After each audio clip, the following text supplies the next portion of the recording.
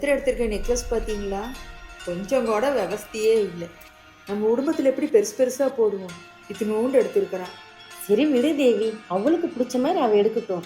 அவ நகை அவஸ்டம், நீயே டென்ஷன் ஆகுறேன். அப்போது இப்போ இருந்து அவ எடுக்கிறது தான் முடிவு, நம்ம ஒன்றும் சொல்லக்கூடாது. சரிங்கக்கா. இப்பத்து பிள்ளைங்களுக்கு நம்ம பவித்ரா எவ்வளவோ பரவாயில்ல.